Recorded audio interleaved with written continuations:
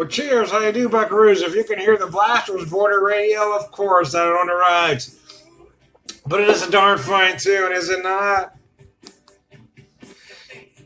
They were kind of labeled that Nouveau Rockabilly back in the late 70s when they first came out, early 80s. But they really had more dimension than just that. It's such a shame they were only known for one thing. But anyway, hey, I found this IPA pack from Dogfish Head, so I picked it up. So it's got four. It's got the 60, the 90, this one here, the Viniferous IPA, and the 61. Let me show you the bottle. But I thought I'd start with this one. I'm going to do this one and the 61 first because I've had those two before, but it's been a while. My light isn't the greatest in here, and I was trying to read this as 6%. Fermented with Riesling. Goodness gracious, I can't read that. Needs more light in the garage, man. My pub has no lighting. I got like a 70s pub going on.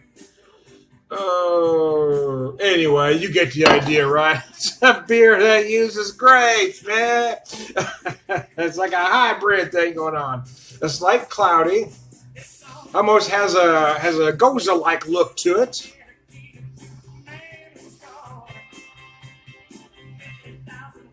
The nose is beautiful, by the way. Getting some light lemon notes on the nose right away. It wasn't what I was expecting to get.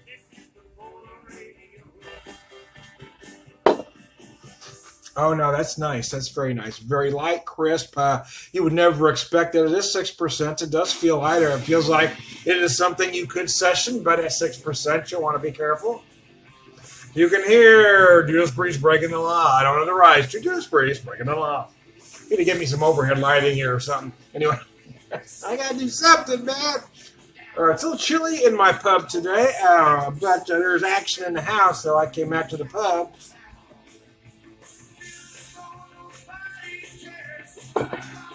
It's very interesting. You do feel those grape notes in there. I feel it more in the finish, to be honest with you. Breaking the law, breaking the law. Flavors, I feel like I'm still getting lemony notes, and I don't think I should, but that's what I'm getting. I certainly feel the grape. I feel like I'm getting some pear and apple notes as well. It really feels an apple, very crisp.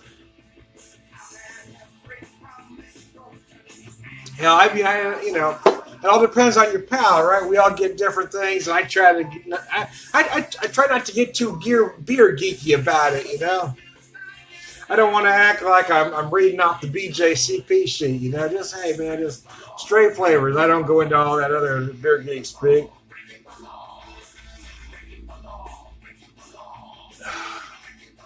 For me, again, I've said this before with other beers. For me, because of the light nature of this beer, it would probably be best suited on a warmer day.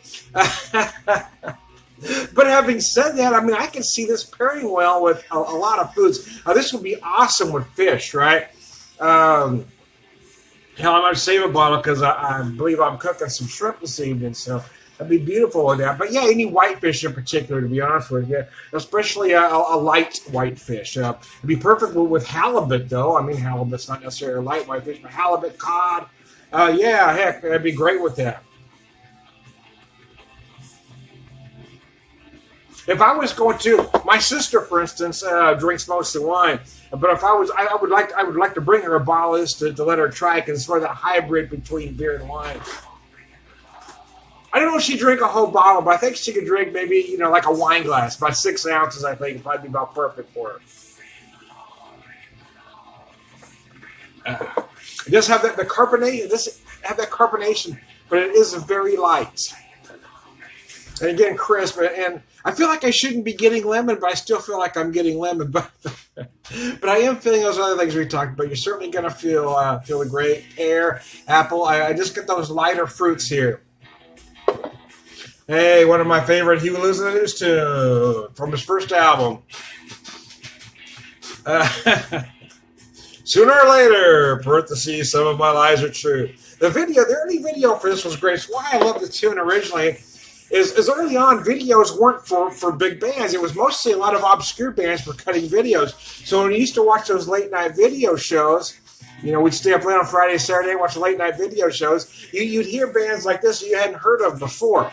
Billy Squire. There'd be a lot of guys that never quite broke out, but that's how you got to hear a lot of these bands was only on the late night video shows because they weren't getting commercial radio play. This song never got commercial radio play, and to me, it's one of the best songs they've ever done.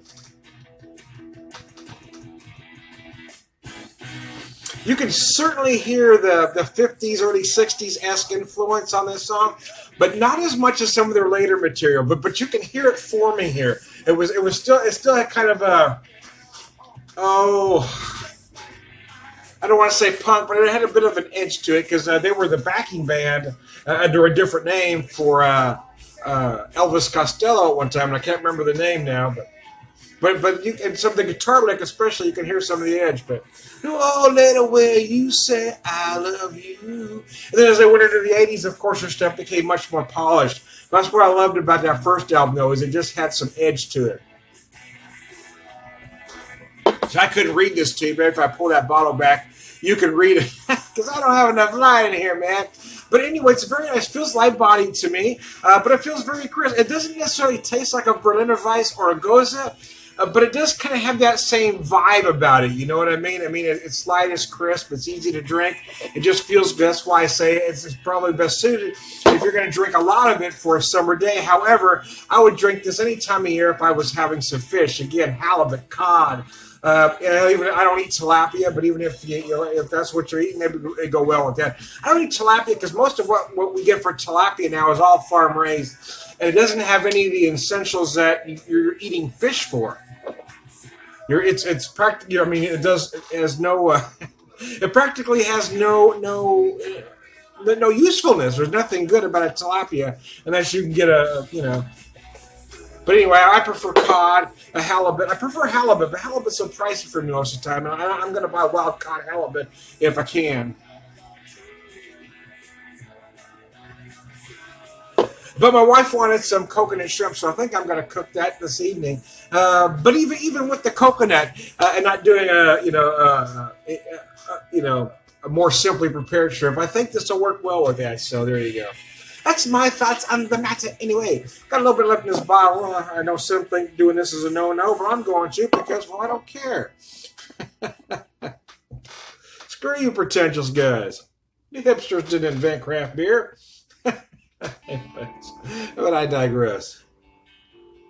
Oh, so we'll go from that to my favorite Tom Petty tune. If you could hear Something Big from Tom Petty, I don't own the rights to Something Big by Tom Petty and the Heartbreakers here on Beer Whisper Radio. Here we go. So I went in a cheesy AM radio voice for a second here. Anyway, so I grew up in California, but if I knew my voice was going to turn into this, I'd have stayed after I'd done voiceover work. I can do a lot of voices, man. Anyway, but I digress.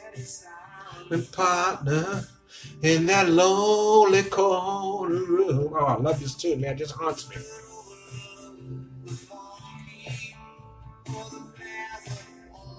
I almost feel like I'm getting some, I don't know if it's coriander.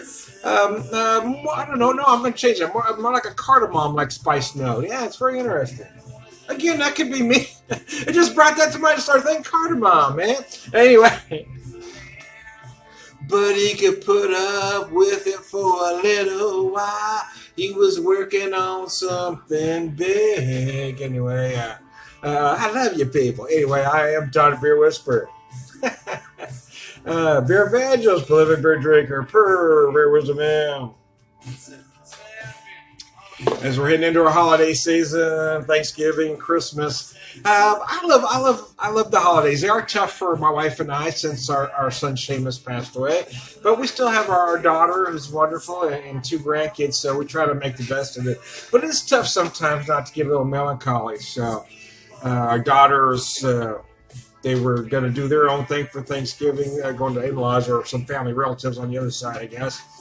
So the wife and I are doing a quiet thing, but we'll probably get with them for Christmas like they always do. But so it's not always easy to be around people, but I still, I try to enjoy the holidays. I don't have an issue. I say Merry Christmas to people. I don't have an issue with people saying Merry Christmas. But by the same token, if somebody says happy holidays to you, you shouldn't get your panties out of joint. It's not an attack on Christmas. What if everybody walked up to you and said happy Hanukkah? I bet you'd be pissed, right?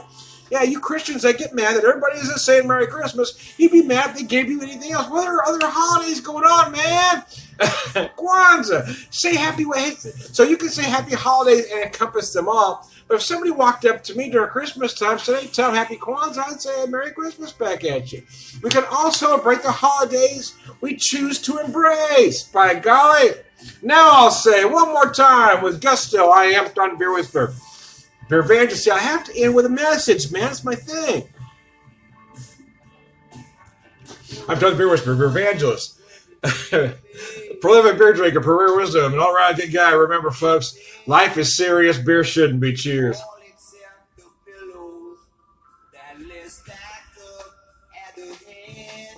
Yeah. Wonder who he is.